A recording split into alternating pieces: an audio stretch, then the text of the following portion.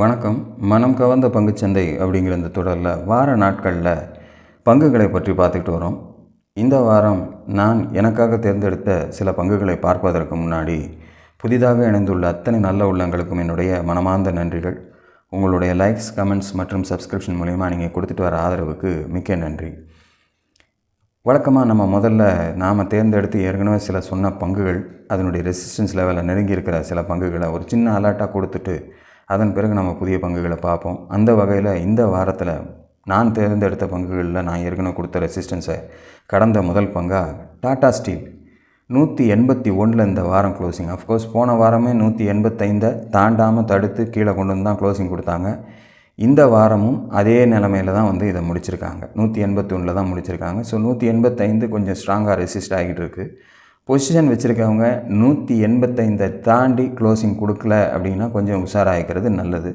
அதை தாண்டி க்ளோசிங் போச்சு அப்படின்னா அடுத்த கட்டமாக நமக்கு 211 லெவலில் நம்ம கொடுத்துருக்கோம். கீழே ஒரு பெஸ்ட்டு சப்போர்ட்டாக நமக்கு 169 அப்படிங்கிறது இருக்குது அப்படிங்கிறத கவனத்தில் கொள்ளுங்கள். தொடர்ந்து இது ஏறக்கூடிய வாய்ப்புகள் இருந்தாலும் சின்ன சின்ன ரெசிஸ்டன்ஸ்களால் நமக்கு திரும்பி கீழே அடுத்த ஒரு சப்போர்ட் லெவலுக்கு வரும்போது கூட நம்ம மேலே விற்றுருந்தோம்னா அதை பை பண்ணி திரும்பும்போது நம்ம வாங்கிக்கலாம். ஆனால் அதே சமயத்தில் போய்டும்ன்ற நம்பிக்கையில் மறுபடியும் 169 கட் பண்ணி 142 வர வரைக்கும் உட்காந்துடக்கூடாது. கவனத்தோடு இருக்கிறது நல்லது அப்படிங்கிறதுக்காக தான் இந்த அலர்ட்ஸ் உங்களுக்கு நாங்கள் போட்டுக்கிட்டு இருக்கேன். ஸோ இன்னொரு பர்டிகுலர் ஸ்டாக்கையும் நம்ம பார்த்துடலாம். எம்ஆர்பிஎல் 174 அப்படிங்கிறது இந்த வாரம் 180 வரைக்கும் போய் க்ளோசிங் அதற்கு மேலே வைக்காமல் 172.49 கொண்டு முடிச்சிருக்காங்க.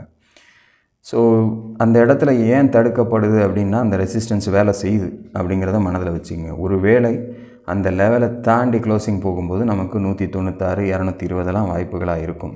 கொடுக்கப்படாமல் இந்த வாரத்துடைய லோவை கட் பண்ணி கீழே போக ஆரம்பிக்குது, கன்ஃபார்மாக நமக்கு அதுக்கு அடுத்தடுத்த க்ளோசிங் வருது அப்படின்னா மீண்டும் 147 நோக்கி போகிறதுக்கான வாய்ப்புகளாக மாறிடும். ஸோ கவனத்தோடவே இருங்க. தாண்டிடுச்சா அப்படின்னா நம்ம கொஞ்சம் வெயிட் பண்ணி 174 ஒரு சப்போர்ட்டாக பேஸ் பண்ணி நம்ம வெயிட் பண்ணலாம். இல்லை அப்படின்னா நமக்கு கொஞ்சம் கவனத்தோடு இருக்கிறது நல்லது. இது இரண்டாவது பங்காக நான் கொடுத்துருக்கக்கூடிய அலர்ட் பங்குகள். சூழ்நிலைக்கு ஏற்றாற் போல் நம்ம ட்ரேடிங்கில் நம்ம கவனத்தை செலுத்திக்கிட்டு இருக்கணும். ஒவ்வொரு சில விஷயங்கள் நமக்கு பங்குச்சந்தையில் இப்போ ரிசல்ட் சீசன் நடந்துகிட்டு இருக்குது. ரிசல்ட்ஸுக்கு ஏற்றாற் போல் அதனுடைய ரியாக்ஷன்ஸ் இருக்கும். குறிப்பாக அந்த பர்டிகுலர் எம்ஆர்பிஎல் கூட ஏறினது காரணம் ஒரு 2 வாரங்களுக்கு முன்னாடி கொடுக்கப்பட்ட அதனுடைய ரிசல்ட்டாக கூட இருக்கலாம். அது மாதிரி ரிசல்ட்ஸை வச்சு நம்ம யோசனை பண்ணி செய்யணும். இப்போ கூட சமீபத்தில் என்கிட்ட இந்த வீடியோவுக்கு முந்தின வீடியோவில் ஒரு கமெண்ட்டில் ஒருத்தங்க கேட்டிருந்தாங்க, ஒரு லாங் டேர்ம் ஸ்டாக்ஸ் ஏதாவது இருந்தால் சொல்லுங்களேன். லாங் டேர்ம் ஸ்டாக்ஸ் அப்படின்னு வரும்போது நம்ம அதுக்கு விளக்கம் நான் சொல்லணுமே அப்படிங்கிறதுக்காக தான் நான் அதில் முழுசாக என்னால் அவங்களுக்கு கமெண்ட்டில் இந்த அளவுக்கு சொல்ல முடியாதுங்கிறதுனால தான் இந்த பர்டிகுலர் வீடியோவில் சொல்கிறேன். நான் லாங் டேர்ம் ஸ்டாக்ஸ் அப்படின்னு சொன்னால் உங்களுக்கு ஒரு தேர்வு அப்படின்னு வரும்போது குறைந்தபட்சம் ஒரு வருடம் இல்லை 5 வருடம் வைத்துக்கொள்ளணும் அப்படின்னு விருப்பப்படுறீங்க அப்படின்னா முதல்ல அந்த செக்டாரை நீங்கள் பாருங்கள். அந்த செக்டார் எப்படிப்பட்ட செக்டாராக இருக்குது, அதற்கு ஃப்யூச்சர் எப்படி இருக்குது, தொடர்ந்து அதனுடைய செயல்பாடுகளுக்கு மக்களுடைய ஆதரவு எப்படி இருக்கும் அப்படிங்கிறத நம்ம பார்க்கணும். எப்படி நான் சொல்கிறேன் அப்படின்னா, இப்போ உதாரணத்துக்கு வங்கி பங்குகள் அப்படின்னு எடுத்துக்கிறோம் அப்படின்னா வங்கிகளுக்கு தொடர்ந்து நமக்கு அவங்களுக்கு எப்போவுமே டிரான்சாக்ஷன் இருந்துக்கிட்டே இருக்கும். டெஃபினட்டாக அவங்களுக்கு ஒரு பிஸ்னஸ் பெருசாக முடையாகிறதுக்கு சான்சஸ் இல்லை. கூட குறைச்சலாக ஆகுமே ஒழிய ஆனால் வியாபாரங்கிறது அவங்களுக்கு இருந்துக்கிட்டே இருக்கும். ஆவரேஜாக ஒரு பிஸ்னஸ் கொடுத்துட்ருக்க ஒரு செக்டார்னால் பேங்கிங். ஸோ அதனுடைய செக்டாரில் இருக்கக்கூடிய ஸ்டாக்ஸில் நம்ம இன்வெஸ்ட் பண்ணுறது நல்லது. அது உங்களுக்கு ஒரு நீண்ட கால அடிப்படைக்கு நல்லாயிருக்கும் அப்படின்னு நீங்கள் நினைக்கிறீங்கன்னா அதுலேயும் நம்ம ப்ரைவேட் செக்டார், பப்ளிக் செக்டார் 2 வகையான செக்டார்ஸ் இருக்குது. அந்த பர்டிகுலர் செக்டார்ஸில் எந்த பங்குகள் சிறப்பாக செயல்படுது அப்படிங்கிறதையும் பார்த்து நம்ம முதலீடு செய்கிறது தான் நமக்கு சிறந்தது. அந்த வகையில் நமக்கு நிறைய பங்குகள் சில நேரம் நமக்கு பேர் கவர்மெண்ட் செக்டார் பேங்காக இருக்கும், ஆனால் ஓடுறது பார்த்திங்கன்னா நமக்கு மூமெண்ட்டே இல்லாமல் இருந்துக்கிட்டு இருக்கும். அதுக்கு ஒரு உதாரணமும் நான் உங்களுக்கு காட்டுறேன் பாருங்கள். அதற்கான உதாரணம் நீங்கள் பாருங்கள். ஐஓபி $39.59 க்ளோசிங் போயிருக்கு இந்த வாரம்.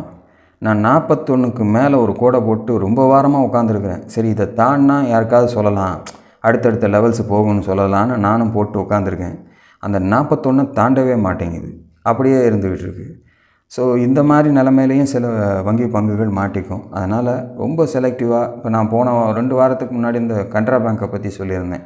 அதை சொல்லும்போதே என் வாயில் அந்த வார்த்தையும் வந்தது. ஒரு நீண்ட கால அடிப்படையில் அதை செலக்ட் பண்ணி கூட நீங்கள் எடுத்து போட்டுக்கலாம் அப்படின்ட்டு. ஸோ அந்த மாதிரி தான் நம்ம ஒரு லெவல்ஸை பார்க்கும்போது சொல்லாமல் ஒழிய ஆனாலும் எப்போவுமே கவனத்தோடு இருக்கணும். அவங்க கொடுக்குற ரிசல்ட்ஸை கவனிச்சிக்கிட்டே இருக்கணும். அந்த பங்கு வந்து எப்படி செயல்பட்டுக்கிட்டு இருக்குன்றதை பார்க்கணும். அந்த பர்டிகுலர் மேனேஜ்மெண்ட் ஏதாவது நியூஸஸ் கொடுக்குறாங்கன்னா அதெல்லாம் கவனத்தோடு கேட்டுக்கணும். அப்படியெல்லாம் இருந்து தான் நம்ம வந்து ஒரு லாங் டேர்ம் ஸ்டாக்ஸை ஹோல்ட் பண்ண முடியுமே ஒழிய டெக்னிக்கலாக நம்ம பார்த்தும் வச்சுக்கிறது நல்லது.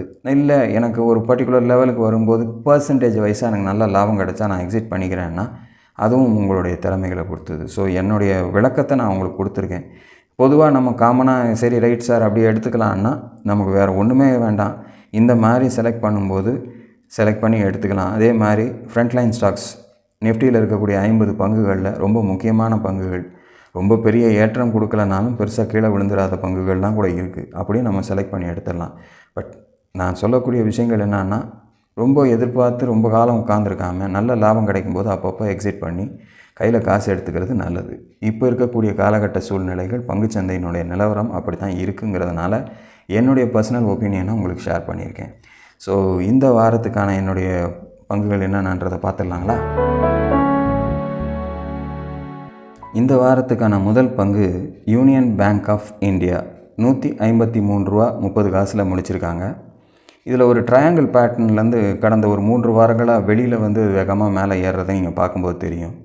இருந்தாலும் இந்த சப்போர்ட்ஸ் எல்லாம் நான் ஏற்கனவே குறித்து வச்சுருந்தேன். 145, 159 இப்போ ரீசெண்டாக போன உச்சம். இப்போ ஆல்மோஸ்ட் அந்த ரீசெண்ட் உச்சத்துக்கு நெருங்கியிருக்காங்க. 153க்கு வந்திருக்காங்க. கீழே 145 ஒரு நல்ல ஒரு சப்போர்ட்டு. ஸோ அந்த லெவலை தாண்டியும் போயிருக்குங்கிறதுனால 159 கடந்து வாங்குகிறேன் அப்படின்னு நினைக்கிறவங்களுக்கு அது ஒரு சேஃப்டி.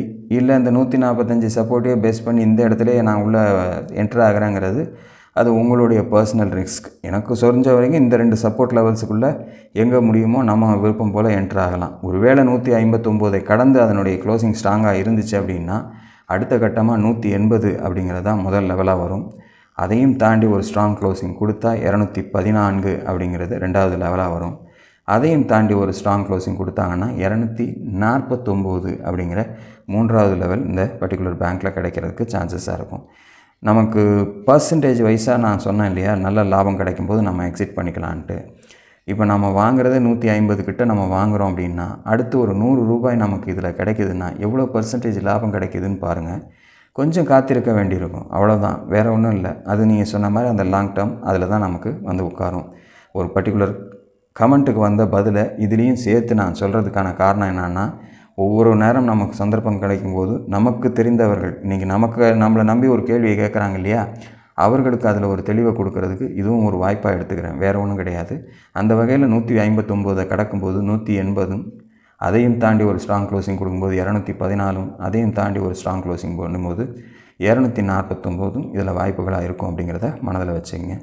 ஒருவேளை அந்த 249 கடந்து செல்லக்கூடிய வாய்ப்புகள் வரும்போது அடுத்தடுத்த லெவல்ஸ் நம்ம பார்த்தோம்னா டெஃபினட்டாக போடலாம். நீங்கள் என்ட்ரிஸ் கொடுத்துருக்கீங்க அப்படின்னா, நான் இந்த மாதிரி யூனியன் பேங்க்கில் இருக்கேன் 249 கடந்துருச்சு அப்படின்னா அப்போ அந்த நேரத்தில் நீங்கள் எனக்கு கமெண்ட் பண்ணிங்கன்னா அடுத்து 249க்கு அடுத்தபடியாக வரக்கூடிய லெவல்ஸ் என்ன அப்படிங்கிறத நான் கொடுப்பேன். அடுத்து 249க்கு அப்புறம் வரக்கூடிய லெவல்ஸ் என்னன்றதை நம்ம பார்த்து எடுத்து நம்ம வச்சுக்கலாம்.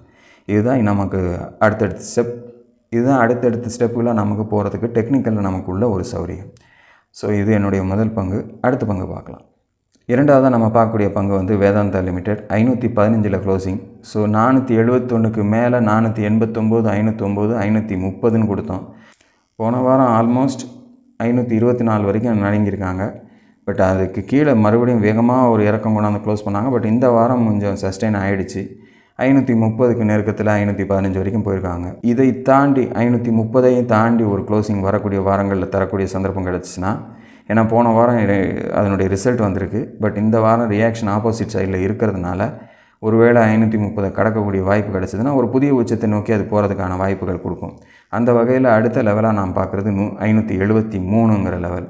அதையும் தாண்டி ஒரு ஸ்ட்ராங் க்ளோசிங் கொடுக்கும்போது 629 அப்படிங்கிற அடுத்த லெவலுக்கு நமக்கு வாய்ப்புகளாக இருக்கும். நீங்கள் இப்போ பார்த்தீங்கன்னாவே தெரியும், இதுலேருந்து ஒரு யூ-டர்ன் பண்ணி நமக்கு மேலே வந்திருக்கிறதுனால அடுத்து இந்த 530 கட் பண்ணும்போது அடுத்தடுத்த இந்த 2 லெவல்ஸ் நமக்கு வேதாந்தா லிமிடெடில் நமக்கு இருக்கும். அப்படிங்கிறதுனால நீங்களும் கவனத்தோடு பாருங்கள். 530 வைத்திருப்பவர்கள் கடக்கும்போது உங்களுக்கு அடுத்த லெவல்ஸ் உதவியாக இருக்கும். புதுசாக என்ட்ரி கொடுக்குறவங்களுக்கு 509 அல்லது 489 ஒரு முக்கியமான சப்போர்ட் லெவலாக வச்சுக்கிட்டு என்ட்ரு ஆகிறவங்களுக்கு 530ம் அடுத்து வரக்கூடிய 573 629 முக்கியமான ஒரு ரெசிஸ்டன்ஸுகளாக அவங்களுக்கு இருக்கும் அப்படிங்கிறதுக்காக இதை நீங்கள் பார்த்து வச்சுக்கோங்க. அடுத்த ஸ்டாக் பார்க்கலாம். மூன்றாவதாக நம்ம பார்க்கக்கூடிய ஸ்டாக் வந்து NBCC இந்தியா லிமிடெட். 113 ரூபா 39 கிளாஸில் முடிச்சிருக்காங்க. ஸோ 118 கடக்க முடியாமல் கடந்த 2 வாரங்களாக அந்த இடத்துல தடைப்பட்டு நிற்கிது. ஸோ இந்த வாரமும் 113 தான் முடிச்சிருக்காங்க. ஒரு வேளை வரக்கூடிய வாரம் அந்த 118 கடந்து க்ளோசிங் போச்சு அப்படின்னா நமக்கு சந்தர்ப்பம் கொடுத்துச்சு அப்படின்னா, ஏன்னா கீழே இறங்க மாட்டேங்குது, மேலே தான் நின்றுட்டுருக்கு. ஒரு வேளை 118 கடந்துச்சு அப்படின்னா 131 அப்படிங்கிறது அடுத்த லெவலாக இருக்கும். அதையும் தாண்டி ஒரு ஸ்ட்ராங் க்ளோசிங் கொடுத்தாங்க அப்படின்னா 151 அதுக்கு அடுத்த லெவலாக இருக்கும். அதையும் தாண்டி ஒரு ஸ்ட்ராங் க்ளோசிங் கொடுத்தாங்க அப்படின்னா 164 மூன்றாவது லெவலாக இருக்கும். ஸோ ஒரு லெவலை தாண்டி அந்த 118 கடக்குதான்னு பாருங்கள். இந்த வாரம் நமக்கு நெகட்டிவ் க்ளோசிங் இருந்தாலும் போன வாரத்தினுடைய லோவை கட் பண்ணி கீழே வராதனால இன்னமும் மெயின்டைன் பண்ணிக்கிட்டு இருக்குது அந்த லெவலை. ஸோ அதை தாண்டி உடச்சி போச்சு அப்படின்னா நமக்கு வேகமாக மேலே போகிறதுக்கான வாய்ப்புகள் NBCCயில் நமக்கு இருக்கலாம். அடுத்து அந்த 131ங்கிற அந்த லெவலை கடக்கும்போது இன்னும் கொஞ்சம் வேகமாகவே நமக்கு மேலே போகிறதுக்கான சந்தர்ப்பம் இருக்கும். இதுதான் என்னுடைய 3வது தேர்வு. அடுத்த ஸ்டாக் பார்க்கலாம். 4வதாக நம்ம பார்க்கக்கூடிய ஸ்டாக் வந்து L&T ஃபைனான்ஸ். இது என்ன சார் எல்லாம் முடிஞ்சு போச்சு, இதை போய் காட்டுறீங்க அப்படிங்கிற மாதிரி தான் இருக்கும். அதை பார்த்தீங்கன்னா எதுக்கு சொல்ல வரேன் அப்படின்னா, நான் முதல்ல ஒரு பர்டிகுலர் ஸ்டாக்கில் நான் சொல்லும்போது யூனியன் பேங்க்கில் சொல்லும்போது சொன்னேன், அந்த லெவல் முடிஞ்சு அது மேலே போகுது அப்படின்னா அடுத்தடுத்த லெவல்ஸ் நம்ம வரைஞ்சி ரெடி பண்ணிக்கலாம் அப்படின்ட்டு.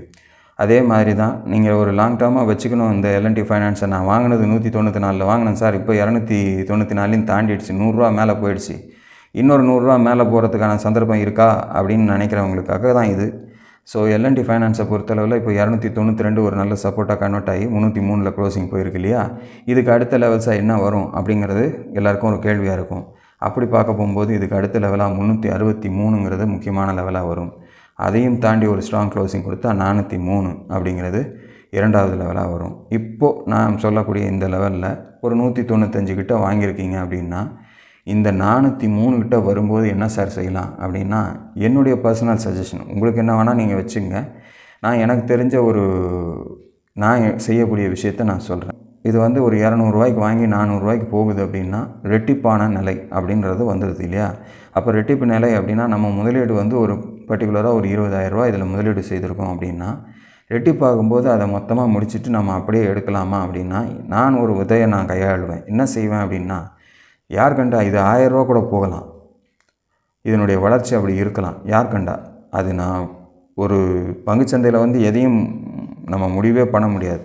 4 ரூபா 5 ரூபாய்க்கு விற்ற ஸ்டாக்கு கூட 1000 2000ன்னு எகிரி போன காலகட்டங்கள்லாம் உண்டு. அதே மாதிரி 1000 2000த்தில் இருந்த ஸ்டாக்குங்க 4 ரூபா 5 ரூபாய்க்கும் வந்துடும். இருந்தாலும் நமக்கு இந்த ஸ்டாக்கில் ஒரு நல்ல லாபம் கிடச்சிருக்கு, நல்ல ஒரு ஏற்றம் கிடஞ்சிருக்கு அப்படின்னும்போது அந்த பர்டிகுலர் 100% நெருங்கும்போது, நான் நிறையா தடவை இதை நான் சொல்லியிருக்கேன், புது சப்ஸ்கிரைபர்ஸ் நிறையா என்டர் ஆகிறதுனால இது ஒரு மறுபடியும் ஒரு உதாரணமாக இருக்கட்டும்ங்கிறதுக்காக சொல்கிறேன் நான். அந்த மாதிரி ஒரு 100% கிடைக்கும்போது நமக்கு நம்முடைய அசல் 20,000, இப்போ லாபமும் 20,000 அப்படின்னும்போது நம்முடைய அசலை வரைக்கும் இதுலேருந்து எடுத்துருங்க. இந்த பர்டிகுலர் ஸ்டாக்லேருந்து 100 ஷேர் வாங்கியிருக்கீங்க அப்படின்னா அந்த 100 ஷேரில் 50 ஷேரை விற்றுருங்க. மிச்சம் 50 ஷேரை உங்களுடைய லைஃப் டைமுக்கு, அவங்க சொன்னாங்க பார்த்தீங்களா, நான் லாங் டேர்மாக வச்சுக்கலாமா அப்படின்னா லாங் டேர்மாக வச்சு ட்ரை பண்ணி பாருங்கள். இதில் உங்களுக்கு பெரிய லாஸ் கிடையாது. உங்களுடைய ப்ராஃபிட்டை அப்படியே தொடர்ந்து ரன் பண்ண விட போகிறீங்க. இந்த பர்டிகுலர் ஸ்டாக்கை நீங்கள் தொடர்ந்து ரொம்ப எப்படி விழுந்துருமோ, மேலே போயிடுமோ, கீழே வந்துடுமோன்ற பயத்தோடு நீங்கள் வாட்ச் பண்ண வேண்டியதில்லை. அப்படி நான் விட்ட பல ஸ்டாக்குகள் எனக்கு கண்ணாப்பண்ணான்னு ஏறி போனதெல்லாம் உண்டு. நான் என்னுடைய லைஃப்பில் நான் சொல்லி நிறையா பேருக்கு அந்த மாதிரி ஆச்சரியமாக வந்தது. வெறும் 3 ரூபாய்க்கு ஐடியாவை நான் சொன்னேன் நிறையா பேருக்கு. அது சொன்னவங்களுக்கு தான் அதனுடைய இது தெரியும். அதுக்கப்புறம் இப்போ இன்றைக்கி 9 ரூபா வரைக்கும் வந்துருச்சு. அதுக்கப்புறம் அதை தாண்டி மேலேயும் போயிட்டு திருப்பி கீழே வந்தது. அந்த மாதிரி நிறையா ஸ்டாக்குகள் 1 ரூபா 2 ரூபாய்க்கு இருந்தப்போ நம்ம சொல்ல வேண்டிய, அது கொரோனா சீசனில் அவ்வளோ மோசமாக குறைஞ்சிது. பட் இப்போ அந்த மாதிரியான நிலைமை மார்க்கெட்டில் இல்லை. அப்படி ஒரு சந்தர்ப்பம் கிடைச்சா நான் நல்லா பெனி ஸ்டாக்ஸுகள் என் கண்ணில் பட்டாலும் நான் கண்டிப்பாக அதை ஷேர் பண்ணிக்கிட்டு தான் இருக்கேன். ஸோ இதெல்லாம் வந்து ஒரு பர்டிகுலர் லெவலில் வரும்போது நமக்கு அப்படி ஒரு ஐடியாவில் நம்ம கூட ஃபாலோ பண்ணலாங்கிறதுக்காக தான் உங்களுக்கு நான் என்னுடைய பர்சனல் தியரியை உங்களுக்கு ஷேர் பண்ணிக்கிறேன். உங்களுக்கு விருப்பம் இருந்தால் அதை நீங்கள் செய்யுங்க. இல்லை எனக்கு அப்படி இல்லை சார் அப்படின்னா நீங்கள் உங்கள் விருப்பம் போல் செய்யுங்க. என்னுடைய விருப்பத்தை நான் உங்களுக்கு ஒரு வியூவாக கொடுத்துருக்கேன், அவ்வளோதான். வெளியே வேறு ஒன்றும் கிடையாது. இதுதான் இந்த வாரத்துக்கான என்னுடைய ஸ்டாக் செலெக்ஷன்ஸ். தொடர்ந்து வரக்கூடிய வாரம் இடைப்பட்ட காலகட்டத்தில் கூட எனக்கு ஏதாவது போன வாரம் மாதிரி ஒரு சந்தர்ப்பம் கிடச்சிச்சின்னா டெஃபினட்டாக அடுத்த வீடியோவில் உடனே இணைகிறேன். அதுவரையில் நன்றி, வணக்கம்.